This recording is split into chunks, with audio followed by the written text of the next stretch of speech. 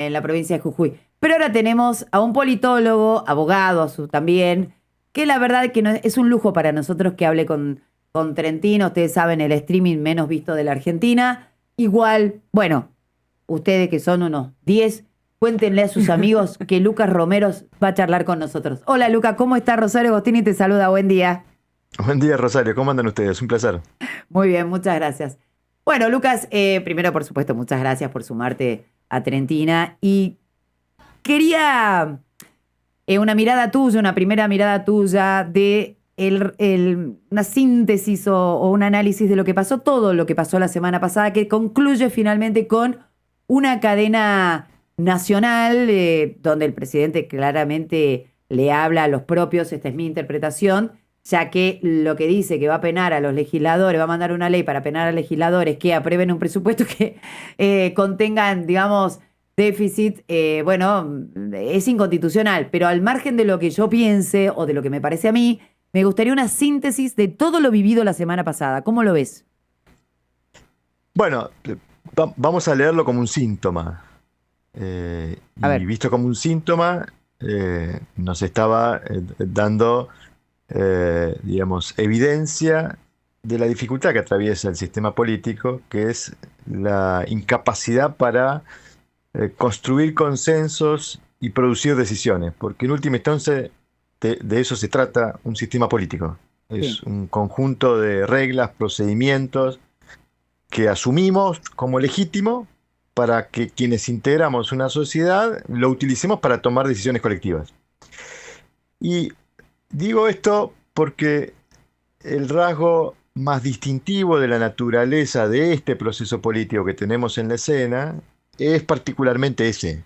Yo decía que de todos los presidenciales que teníamos en la escena en 2023, Milei era el único que al desafío económico, a la complejidad económica, le iba a agregar complejidad política. Le iba a agregar un gran desafío político. ¿Por qué? Bueno, porque era un candidato que tenía dos diputados. Tal cual.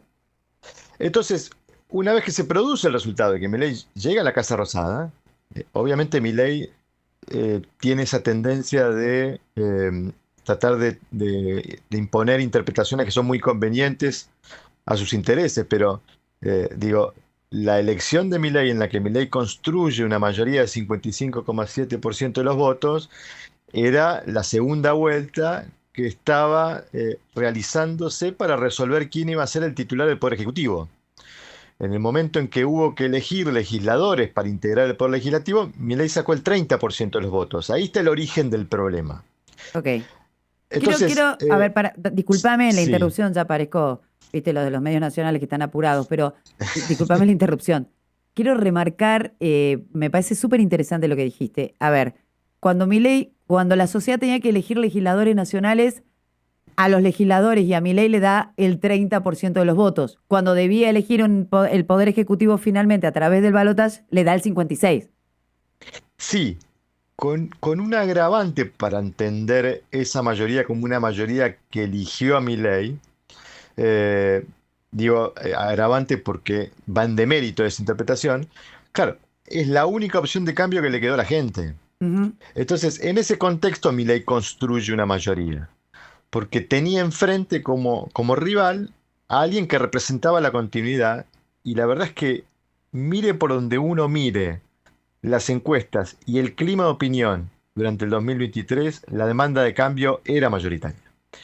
Entonces, en ese contexto, Milei logra ganar el balotaje, llegar a la titularidad del Poder Ejecutivo, bueno, y tenía que enfrentar un desafío económico muy complejo sin capacidad autonómica de toma de decisión, con la dificultad de que además era un presidente que no tenía ni la experiencia ni la predisposición de sentarse a dialogar con otros actores para tomar decisiones.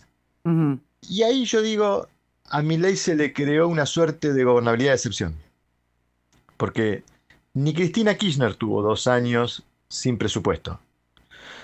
Y eso da una discrecionalidad absoluta a la hora de administrar los recursos públicos, algo que ningún presidente tuvo en la historia política reciente, desde el 83 para acá. Entonces, es un presidente al que se le construyó una suerte de gobernabilidad de excepción y que esa gobernabilidad perduró hasta que a fuerza de maltrato hacia el resto de los actores del sistema o falta de predisposición de diálogo, se construyó este clima de disputa y de conflicto con el poder legislativo que termina manifestando estos síntomas que hemos visto en estas últimas semanas, ¿no? Una Sí. relación absolutamente bloqueada entre el Ejecutivo y el Legislativo, en donde el Ejecutivo veta leyes que sanciona el Congreso y el Congreso rechaza decretos que firma el Ejecutivo. Bueno, así hemos llegado a este final de primera mitad de mandato de Milei, ¿no? Los números que mostró la Cámara de Diputados de la Nación en la última sesión legislativa, donde se le dio media sanción a algunos proyectos de ley, que por supuesto la Libertad de Avanza está en contra, los números en términos de cantidad de votos, ¿vos creés que influyeron en la reunión de emergencia del gabinete y luego esta cadena nacional? Porque los números dan 2/3 y hasta acá le había costado muchísimo a la oposición juntar una mayoría de 2/3. Esos 2/3 tienen mucha implicancia en mi interpretación, puedo estar equivocada, porque al margen del contenido de los proyectos de ley aprobados, le están mostrando a Milei que en realidad el Congreso está teniendo números para, por ejemplo, la posibilidad de un juicio político. Bueno, esa realidad estaba implícita desde el comienzo, ¿no? Porque este era un gobierno que tuvo, que tenía el 10% de la Cámara de Senadores, el 15% de la Cámara de Diputados, y solo ha logrado sostener los vetos que ha logrado sostener porque ha tenido apoyo de otras fuerzas políticas, ¿no? Que han decidido prestarle, colaborar en esto de proteger la capacidad del Ejecutivo de... Lucas, ¿te cortó? ¿Te cortó, René? Hola, hola, hola. Ah, ahora sí, ahí estás, ahí estás. Ahora sí, Sí, perdón, perdón. yo escuchaba todo el tiempo. Yo no te escuché. Entonces, entonces decía, creo que esto empieza a ser síntoma de vuelta porque se ha deteriorado, digamos, lo que habitualmente sucede en los comienzos de mandato, que es la conformación del partido de los que gobiernan. Es decir, aquellos que, a pesar de estar en veredas partidarias distintas, eh, tienen responsabilidad de gobierno y tienen el interés común de colaborar para ver si se pueden ayudar mutuamente a asumir las responsabilidades de gobierno, a tratar de garantizar la mejor gestión. Y ahí es donde aparecían algunos gobernadores que venían siendo colaboradores del presidente en esto de evitar que esa mayoría que estaba implícita, reflejada en la conformación del Congreso, se imponga eh, frente a todos los riesgos que implica, ¿no? O sancionar leyes no deseadas, o esto que señalás, la posibilidad de un juicio político o situaciones mucho más gravosas. Yo tengo la impresión que más allá de lo que vimos, hay de ambos lados, tanto el Poder Ejecutivo como el Poder Legislativo, una suerte de acting, es decir, la Sí. sensación de que los dos están, digamos, respondiendo a su juego. Los legisladores de la oposición en el Congreso están atendiendo demandas, Claro. legítimamente están atendiendo demandas, porque hay demandas ciudadanas de diferentes sectores, en algunos casos sectores muy vulnerables, muy necesitados, ¿no? Todas las familias que tienen hijos en situación de discapacidad, los jubilados, la necesidad de mantener financiado el sistema educativo universitario, es decir, situaciones que cualquiera podría señalar como prioritarias a la hora de definir, digamos, objetivos de gasto. Pero también el presidente, en la misma lógica y respondiendo a su propio juego, está tratando de defender frente, sobre todo a los mercados, esta idea de que él tiene control sobre el equilibrio fiscal, que nadie le puede alterar su voluntad de conservar equilibrio fiscal. Entonces, por eso los vetos del presidente, por eso las medias sanciones del Congreso. Bueno, habrá que ver en qué medida se puede lograr, ya en un contexto electoral, esas mayorías necesarias para insistir en estas leyes, ¿no? Me Ujú. parece que ahí todavía está por verse el asunto, pero en todo caso los dos están haciendo su juego, ¿no? En relación al sistema político, lo que, mira, me pasó a mí, que yo te diría estoy sobreinformada, narcotizada de información, porque bueno, leo todo, veo todo, etcétera. Pero la verdad que ya me perdí de tantos saltos que hay de gente que estaba en un partido, termina estando en otro, ya no sabes candidato de qué frente es quién. Además de eso tenemos digamos, la fragmentación de la Unión Cívica Radical, del Partido Justicialista, incluso mi sensación es que el Partido Justicialista, que el peronismo histórico tal como lo conocemos, se ha reducido a un partido provincial en la provincia de Buenos Aires, porque el resto de las provincias tiene otro peronismo distinto, sin referencia nacional, radicales que van con la Libertad Avanza, radicales que van en contra de la Libertad Avanza, 5 o 6 gobernadores que dicen vamos a hacer un frente. En ese contexto tenés a Puyaro, que era de Lustó, y a Sadir, que te diría está en las antípodas de Lustó. En el medio de Nacho Torres y a Schiaretti y Yarlora, que si los miramos, en realidad es peronismo muy ortodoxo, Yarlora y Schiaretti. Digo, siento que hay como una especie de ensalada rusa, no tengo otra expresión más académica para expresarlo, de quién representa qué. Digo, nosotros que tenemos los más 50, estábamos acostumbrados a, bueno, de un lado radicales o pro si querés, en fin, y del otro lado el peronismo, en todas sus versiones. Hoy es, casi te diría, un incordio saber de qué lado está cada persona, cada quien. Anoche hablaba, esto es una infidencia, con alguien que puede ser candidato en la provincia de Jujuy por una fuerza política. Pero él piensa lo opuesto a esa fuerza política que está por representar. Entonces le digo, pero amigo, a ver, y entonces me decía, pero ¿qué te importa? Me dice, no importa. Y yo dije, bueno, esto es lo que estamos viviendo, ¿no? No, nunca voy a decir quién es, pero es un amigo mío a quien yo quiero mucho, que suena como candidato. No sé, ponerle que vaya, suena, no, no es verdad, pero lo que voy a decir es el ejemplo para que, no sé, candidato de la UCR y él en realidad, viste, es, qué sé yo, de la UCD, ¿no? Y no importa. Y tengo esa impresión, y claro que no importa, o sea, pareja arma a la Libertad Avanza y nos hablan de casta. Por otro lado, todo este condimento que hay, ¿cómo ves al sistema? Bueno, súper interesante y muy estructural la pregunta. Yo digo que si uno mira el plano de los dirigentes, desde el 2023 para acá, todo el sistema de representación política en Argentina está bajo reconfiguración. Ahora, no es que todo se inició en el 2023. Algo de lo que está implícito en tu pregunta ya venía ocurriendo, que es esta suerte de clivajo, fractura que se está dando en los dos principales partidos de la Argentina, los más tradicionales, los más históricos, entre el interior y el área metropolitana de Buenos Aires. Ni siquiera Ajá. te digo la provincia de Buenos Aires, te digo el área metropolitana de Buenos Aires. El peronismo y el radicalismo del AMBA es muy distinto al peronismo y el radicalismo del interior del país. Y ese clivaje ya estaba presente en la escena. De hecho, yo creo que Milei termina asumiendo en el 2023 una suerte de representación del electorado del interior del país, de rechazo hacia la dirigencia ambacéntrica Ujú. de esos dos partidos. Curioso porque Milei es de Buenos Aires. Y curioso también porque Milei pareciera desde haber asumido la presidencia nunca haber atendido esa demanda. No ha viajado al interior, no parece estar preocupado por lo que le preocupan, las cosas que le preocupan a los votantes del interior. Aún así, en 2023 yo creo que fue un instrumento que eligió el electorado del interior para castigar a la dirigencia política del AMBA, al establishment político nacional del AMBA. Ahora, dicho eso, naturalmente las dos grandes coaliciones que venían animando la escena en Argentina hasta diciembre del 2023, bueno, una quedó sumergida en una crisis de reputación primero, el peronismo, Sí. y de liderazgo después, y la otra, Juntos por el Cambio, como sabemos, terminó desmembrada, desmantelada.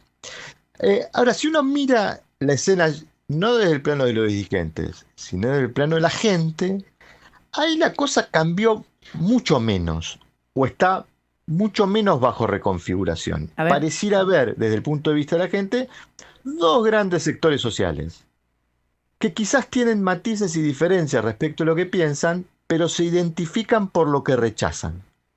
Ajá. En algún punto, Milei logra el triunfo en esta segunda vuelta de la que hablábamos, porque Milei terminó como única oferta disponible para un sector que venía siendo mayoritario, por lo que el peronismo le venía ofreciendo a la gente, que tiene muy en claro lo que rechaza, y esa gente identificó a Milei como la única alternativa de cambio. Ahora, ¿por qué lo planteo desde esa perspectiva? Porque Milei siempre se ha pretendido en esto de asumirse como representante de un universo de votantes que tienen en claro lo que rechazan.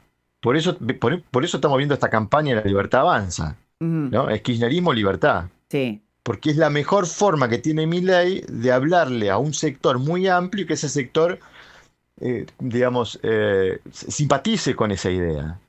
Ahora, lo curioso es que ese sector social que Milei pretende asumir como representante está lejos de ponerse de acuerdo de lo que Milei le ofrece.